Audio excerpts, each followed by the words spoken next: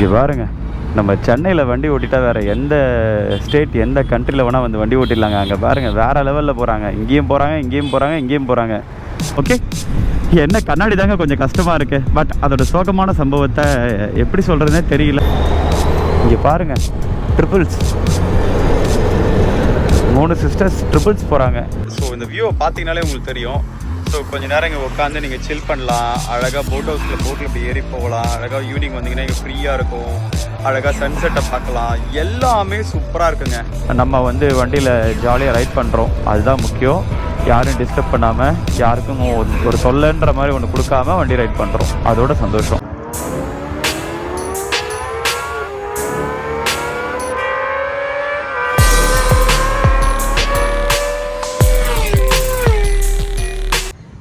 வணக்கம், நான் உங்கள் நட்ராஜ். எல்லோரும் எப்படி இருக்கீங்க? எல்லாம் சேஃபாக நல்லபடியாக இருப்பீங்கன்னு நினைக்கிறேன். ஸோ இன்றைக்கி சூப்பரான இன்னொரு வீடியோ தாங்க. ஸோ பைக்கை வந்து நான் சொல்லியிருப்பேன்.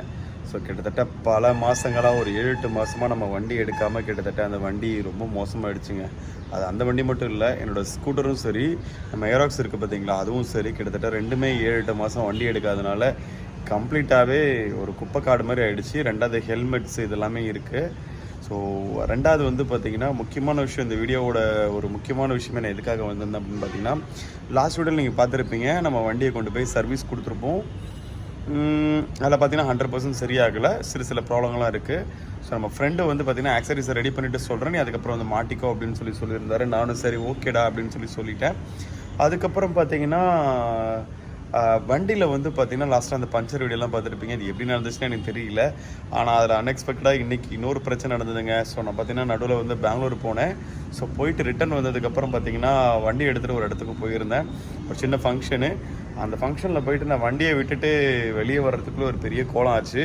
அது என்ன ஆச்சு, என்ன ஏதுன்றது எல்லாமே இந்த வீடியோவில் நீங்கள் பார்ப்பீங்க. ஸோ அதையும் பாருங்கள். ஃபர்தர் அப்டேட்ஸ் இருக்குது, அது எல்லாமே நான் உங்களுக்கு என்ன ஏதுன்றது எல்லாமே இந்த வீடியோட கடைசியில் சொல்கிறேன். ஸோ என்ன ஏதுன்னு பாருங்கள், சரிங்களா? ஸோ இந்த வீடியோ பார்த்தீங்கன்னா கம்ப்ளீட்டாகவே வண்டி ரொம்ப நாள் ஆச்சுங்க. அதனால் சின்னதாக எல்லாத்தையும் வாட்டர் வாஷ் எல்லாத்தையும் பண்ணி பஞ்சர்லாம் முடித்து எல்லாத்தையும் செட் பண்ணிவிட்டு வண்டி எடுத்துகிட்டு ஒரு குட்டியாக ஒரு பப்ளிக் ரியாக்ஷன் பண்ணுவோம். ப்ளஸ் வண்டிக்கு நம்மளுக்கு இருக்கிற ஒரு பாண்டிங் கனெக்ட் ரொம்ப நாள் ஆச்சு, எடுத்து விட்டோம். பட் உடம்பு முடியல தான். பட் இருந்தாலும் வண்டி நம்ம கூட ட்ராவல் பண்ண போகிறானா இல்லையான்றது நமக்கு தெரியல. பட் இருந்தாலும் எனக்கு அவனை எடுத்துகிட்டு ஒரு ஜாலியாக ஒரு ரவுண்ட் போகணுன்னு தோணுச்சு. அதனால் போயிட்டு வந்துடலாம் அப்படின்னு ஒரு தோன்ற எண்ணம். ஸோ அதை செய்வோமே அப்படின்றதுக்காக தான். வாங்க என் கூட சேர்ந்த டிஜிட்டலாக நீங்களும் ட்ராவல் பண்ணுவீங்க. ஸோ சேனலுக்கு யாராவது புதுசு வந்தீங்கன்னா மறக்காம சப்ஸ்கிரைப் பண்ணி பெல் ஐக்கன் தட்டுக்கோங்க. அப்போ தான் நம்ம போடுற வீடியோ எல்லாமே அடுத்த நோட்டிஃபிகேஷன் வரும். வாங்க ஜாலியாக மோட்டோ பிளாக்கில் போகலாம். எனக்கு தெரிஞ்சு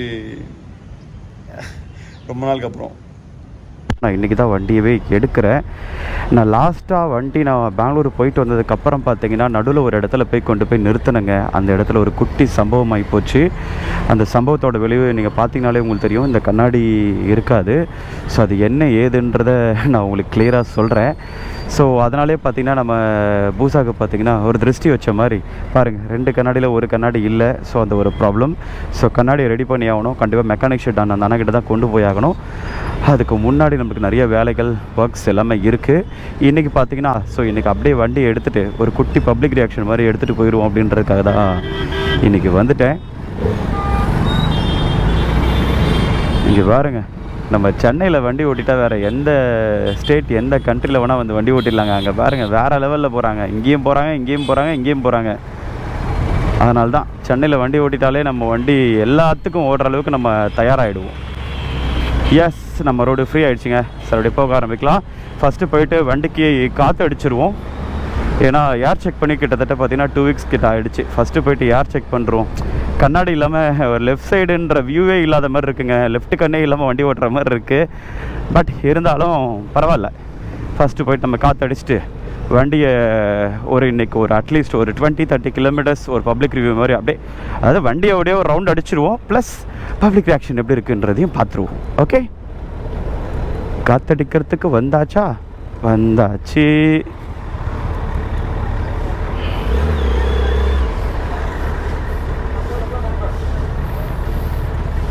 ஓகே, காற்றடிக்க வந்தாச்சுங்க. காற்று அடிச்சிருவோம்.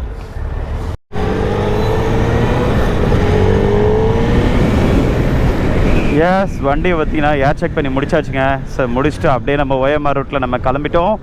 ஸோ இப்போ பார்த்தீங்கன்னா அழகாக இங்கேருந்து ஸ்டார்ட் பண்ணி சோழிங்கநல்லூர் டு ஈசிஆர் எடுத்துருவோம். ஈசிஆரில் எடுத்துகிட்டு ஈசிஆரில் கணத்தூர் வழியாக வந்து அதுக்கப்புறம் கோவளம் வந்து கோவளம்லேருந்து திரும்பி நம்ம OMRக்குள்ளே வந்துடுவோம். ஸோ ஆல்மோஸ்ட் பார்த்திங்கன்னா இந்த ரூட் வந்து ஒரு 25-30 கிலோமீட்டர் ஸ்ட்ரெச் வந்துடும். வண்டிக்கும் ஒரு ரவுண்டு ஓட்டின மாதிரி இருக்கும், நம்மளுக்கும் ரொம்ப நாளுக்கு அப்புறம் நம்ம ஃபால்கனோட சேர்ந்து ஒரு நல்ல ஒரு ஃபீல் பண்ண மாதிரி இருக்கும். வண்டி கூட சேர்ந்து ஒரு மர்ஜாக ஒரு ரிலேஷன்ஷிப் ஃபீலு. இதில் அழகான ஒரு க்யூட்டான பப்ளிக் ரியாக்ஷன்ஸ் எப்படி இருக்குன்றத பார்ப்போம். ஓகே, என்ன கண்ணாடி தாங்க கொஞ்சம் கஷ்டமாக இருக்குது, பட் அதோட சோகமான சம்பவத்தை எப்படி சொல்கிறதுனே தெரியல. நம்ம நார்மல் பைக் ஓட்டுற ஃபீல்க்கும் சூப்பர் பைக் ஓட்டுற ஃபீல்க்கும் நல்ல டிஃப்ரென்ஸ் இருக்குது. ஸோ எல்லாருமே அதோட ரியாக்ஷன்ஸை திரும்பி பார்ப்பாங்க. அண்ட் த சேம் டைம்ஸ் சிலர் வந்து அதை ஃப்ராங்காக ஓப்பன் பண்ணி நம்மக்கிட்ட கேட்பாங்க. ஏன்னா நானே நிறைய தடவை என்னோடய சூப்பர் பைக் இல்லாத ஒரு ஃபீல் டைமில் வந்து நானே நிறைய தடவை வந்து கேட்டிருக்கேங்க, எவ்வளோண்ணா, என்ன இந்த பைக்கோட டீட்டெயில்ஸ் சொல்லுங்கள், எவ்வளோ காஸ்ட்டு, என்ன ஏது நானே கேட்டிருக்கேன். அப்போ நிறைய தடவை நம்மளுக்கே அப்டேட் கொடுப்பாங்க. சூப்பராக இருக்கும் அதை கேட்குறதுக்கும். நம்மளுக்கு நம்ம ஓட்டுறதை விட அதை பார்க்குற ஃபீலுன்றது செம அற்புதமாக இருக்குங்க. மெயின் ரோடை எப்போ போய் ஜாயின் பண்ணுறது? ஆமாம், இந்த லெஃப்ட்டை எடுத்ததுக்கப்புறம் ஒரு ரைட் எடுத்தாச்சுன்னா மெயின் ரோடு வந்து ஜாயின்ட் ஆகிடும். பட் மெயின் ரோடு ஜாயின் பண்ணாலும் அந்த இடத்துல ஸ்ட்ரெயிட்டாக கட் பண்ணுறதுக்கு ஆப்ஷன் இருக்காதுன்னு நினைக்கிறேன். ஐ திங்க் கொஞ்சம் முன்னாடி போயிட்டு தான் யூட்டர்ன் பண்ணணும். பட் எனிவே மெயின் ரோடு வந்து ஒரு வழியாக ஜாயின் பண்ண போகிறேங்க. நான் சொன்ன மாதிரியே பாருங்கள், ஸ்ட்ரெயிட்டாக யூட்டர்ன் பண்ணுற ஆப்ஷன் வராமல் ஆப்போசிட் ரோட்டில் போய் இடிக்கிற அளவுக்கு ஒரு யூட்டர்ன் இருக்குது. இது எவ்வளோ தப்பான ஒரு யூட்டர்ன். ஏன்னா ஆப்போசிட்டில் வரவங்களும் வந்து யூட்டர்ன் பண்ணுவாங்க, இங்கே இருக்கவங்களும் போயிட்டு யூட்டர்ன் பண்ணணும். ஸோ அதனால் இது வந்து கண்டிப்பாக வந்து ஒரு கஷ்டப்படக்கூடிய ஒரு யூட்டர்ன். இப்படிலாம் வைக்கக்கூடாது. ஃபர்ஸ்ட் ஆஃப் ஆல் அது பெரிய பிரச்சனையாகும். ஓகே, ஒரு வழியாக நம்ம சூப்பராக ஈசிஆர் ரோடு வந்து கனெக்ட் ஆகிட்டோம். இது சோழிங்கநல்லூர் டு ஈசிஆர் கனெக்ட் பண்ணுற ரோடுங்க. ஸோ நிறைய பேர் வந்திருப்பீங்க. இங்கே பாருங்கள், ட்ரிபிள்ஸ் 3 சிஸ்டர்ஸ் ட்ரிபிள்ஸ் போகிறாங்க. நிஜமாக சொல்லப்போனால் ஒரு கண்ணாடி இல்லாமல் வண்டி ஓட்டுறது ரொம்ப கஷ்டமாக இருக்குங்க. எப்படி தான் கண்ணாடி இல்லாமையே வண்டி ஓட்டுறாங்கன்றதும் தெரியல. ஆனால் ரொம்ப தப்புங்க. கண்டிப்பாக கண்ணாடி போட்டுக்கோங்க. நான் வந்து கரெக்டாக பார்த்தீங்கன்னா ஒரு சின்ன அப்டேட்ஸ் வந்து நம்ம பண்ணலாம் அப்படின்னு சொல்லி ஒரு பிளான் பண்ணியிருக்கேங்க. அதுக்கப்புறம் பார்த்தீங்கன்னா இந்த கண்ணாடிக்கு வந்து நான் மெக்கானிக்கான கடையில் கொண்டு போய் கொடுக்கலாம் அப்படின்னு சொல்லி இருக்கிறேன். ஏன்னா நம்ம ஃப்ரெண்டு வந்து ஆல்ரெடி ஆக்சசரிஸ் எல்லாமே வந்து எனக்காக வாங்கிட்டு வரேன்னு சொல்லிட்டான். அதனால் வந்துட்டு சரி ஓகே, என்னால் தவிர்க்க முடியல. அதனால் இல்லைனா மெக்கானிக்கான கடையில் எல்லாத்தையும் கொண்டு போய் கொடுத்துட்ருப்பேன். பட் அவன் வாங்கிட்டு வரேன்னு சொன்னதுனால என்னால் தவிர்க்க முடியல. ஸோ போயிட்டு ஃப்ரெண்டு வாங்கிட்டு வரட்டும். அதுக்கப்புறம் நம்ம என்ன ஏதுன்றதை பார்த்துட்டு பண்ணுவோங்க. சரிங்களா? எஸ், ஒரு வழியாக ஈசிஆரோட ஜாயிண்டிங்க்கு வந்தாச்சுங்க. இதுதான் ஈசிஆரோட ஜாயிண்டிங் வந்தாச்சு. ஸோ லெஃப்ட் எடுத்தால் திருவான்மியூர், ரைட் எடுத்தால் நம்ம ஈசிஆர் போக போகிறோம். ஸோ ஈசிஆரில் கரெக்டாக ஒரு 10 to 15 கிலோமீட்டர்ஸ். நிறைய இடத்துல கேமரா இருக்கும், ஓவர் ஸ்பீடிங் பண்ணக்கூடாது. ஸோ ஒரு நம்ம மினிமம் ஸ்பீட்லேயே போயிட்டு கவர் பண்ணிக்கலாங்க. ஏன்னா அபவ் 40-60க்கு மேலே போனோம் அப்படின்னா கேமரா சக்னு ஃபோட்டோ எடுத்துரும். அப்புறம் சம்பவம் தான். ஓவர் ஸ்பீடிங் 10,000 பில்லு, நேராக வீட்டுக்கு பில்லு வந்துடும். அதுக்கப்புறம் அதை கட்டுறது தான் சரியாக இருக்கும் டைமிங். ஓகே, செல்லக்குட்டியை கொண்டு போய் ஃபஸ்ட்டு நம்ம ஃப்ரெண்டு கடையில் சர்வீஸ் விட்டுட்டு எப்படி இருக்குன்றதை பார்த்து முடிச்சுட்டு அதுக்கப்புறம் கொண்டு போயிட்டு மெக்கானிக்கான கடையில் விட்டுடுவோம். இதெல்லாம் சொல்கிறேன். ஃபர்ஸ்ட் ஆஃப் ஆல் நான் வந்து அந்த கிளிப்பை வந்து நான் இதில் அட்டாச் பண்ணலான்னு நினச்சேன். பட் நான் அட்டாச் பண்ணல.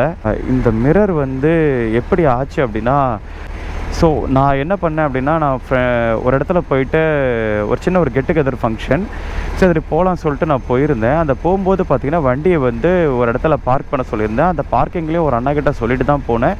அண்ணா கொஞ்சம் வண்டியை பத்திரமா பார்த்துக்கோங்கண்ணா அப்படின்னு சொல்லிட்டு போனேன்.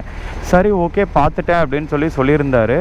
நானும் என்ன பண்ணேன், சரி ஓகே அவர் பார்த்துக்கிறேன்னு சொல்லிட்டாரே, பரவாயில்ல அப்படின்னு சொல்லிட்டு தான் நானும் நினச்சிட்டு போனேன்.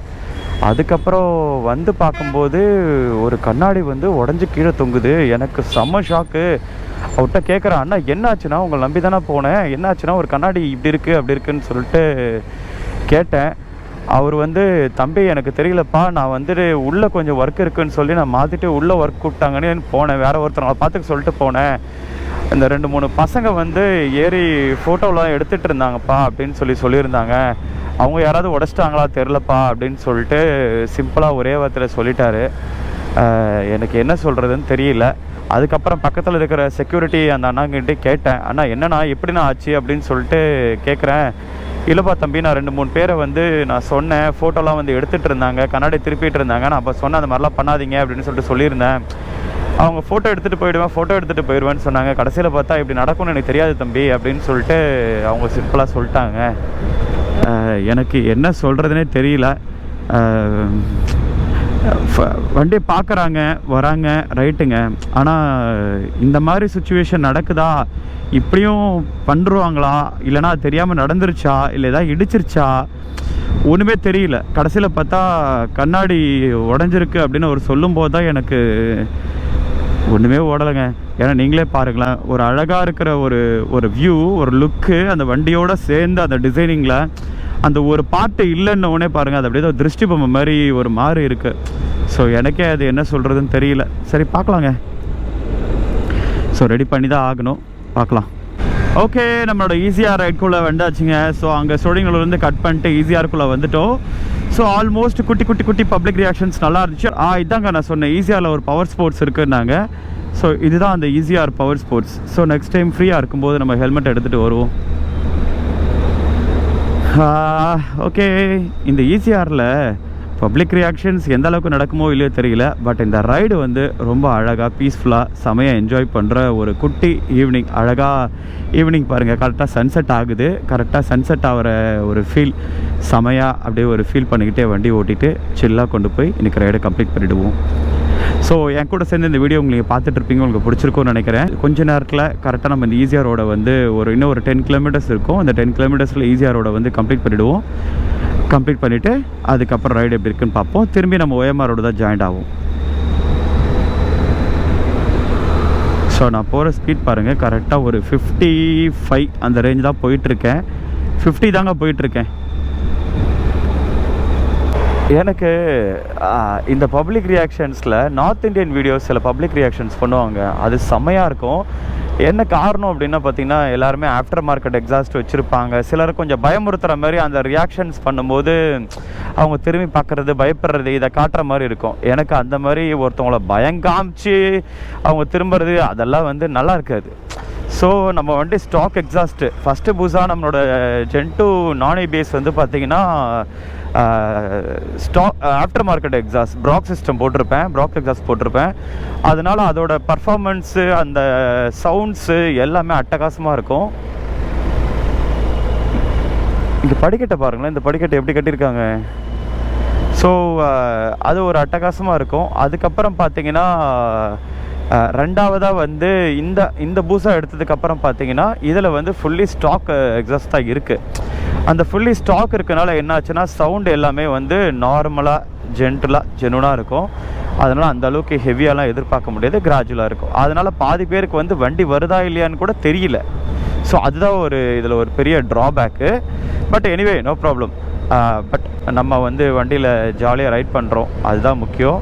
யாரும் டிஸ்டர்ப் பண்ணாமல், யாருக்கும் ஒரு தொல்லைன்ற மாதிரி ஒன்று கொடுக்காம வண்டி ரைட் பண்ணுறோம், அதோட சந்தோஷம். எஸ், ஒரு வழியாக பார்த்தீங்கன்னா ஈஸியாக ரைடில் அழகாக சூப்பராக ஒரு இந்த வியூ பாயிண்ட் கிட்ட வந்தாச்சுங்க. ஸோ இந்த வியூ பாயிண்ட் அங்கேருந்து பார்த்தீங்கன்னா போட் ஹவுஸ் ஸ்டார்ட் பண்ணுவாங்க. அங்கேருந்து ஸ்டார்ட் பண்ணி பார்த்தீங்கன்னா அந்த தண்ணியில் ஃபுல்லாக ரவுண்ட் அடிச்சுட்டு இந்த பிரிட்ஜுக்கு கீழே தண்ணி இருக்கும் பாருங்கள், தெரியுதா உங்களுக்கு? இதுக்கு கீழே பார்த்தீங்கன்னா இங்கே பாருங்கள் தண்ணி இவ்வளோ இருக்குது பாருங்கள். ஸோ பார்த்து சேஃபாக இருக்கணும். அங்கே பாருங்கள். ஸோ இது ஃபுல்லாகவே கம்ப்ளீட்டாகவே அந்த எவ்வளோ ஒரு அழகாக இருக்குது பாருங்கள். இது அப்படியே கடலில் வந்து அங்கே கனெக்ட் ஆகுதுங்க, தெரியுதா உங்களுக்கு? ஸோ இது அப்படியே இந்த கடலில் வந்து அங்கே கனெக்ட் ஆகிற ஒரு இடம் அது. ஸோ அழகாக பாருங்கள், போட்டில் எவ்வளோ சூப்பராக போகிறாங்க பாருங்கள். இது வந்து எனக்கு தெரிஞ்சு மோட்டர் போட்டு இல்லை, ஸோ நார்மல் போட்டு எவ்வளோ சூப்பராக போகிறாங்க பாருங்கள். இந்த மாதிரி நீங்களும் ஃபேமிலியோடு வந்தீங்கன்னா ஸோ சூப்பராக என்ஜாய் பண்ணி பார்க்கலாம். அந்தளவுக்கு ஒரு செமையான பிளேஸ். பட் எங்கள் வீடியோ எடுக்கும்போது கொஞ்சம் பார்த்து எடுத்துக்கோங்க, ஏன்னா கீழே தண்ணி ஃபோன் போச்சுன்னா முடிஞ்சு கதை. ஸோ அதனால் பார்த்துக்கோங்க. எஸ், அங்கே பாருங்கள் எவ்வளோ ஜாலியாக போகிறாங்க. இதே மாதிரி நீங்களும் உங்கள் ஃபேமிலியோடு சேர்ந்து செமையாக என்ஜாய் பண்ணலாம். இந்த பாருங்கள். ஸோ இந்த வியூவை பார்த்தீங்கனாலே உங்களுக்கு தெரியும். ஸோ கொஞ்சம் நேரம் இங்கே உட்காந்து நீங்கள் சில் பண்ணலாம். அழகாக போட் ஹவுஸில் போட்டில் இப்படி ஏறி போகலாம். அழகாக ஈவினிங் வந்தீங்கன்னா இங்கே ஃப்ரீயாக இருக்கும். அழகாக சன்செட்டை பார்க்கலாம். எல்லாமே சூப்பராக இருக்குங்க. செம்ம அட்டகாசமான ஒரு வியூ அது. எப்படி இருக்குது பாருங்களேன். ஸோ ஈவினிங் பாருங்கள் சூப்பரான ஒரு சன்செட் கிட்ட நின்று நம்ம வந்து அழகாக பேசிக்கிட்டு இருக்கோம்.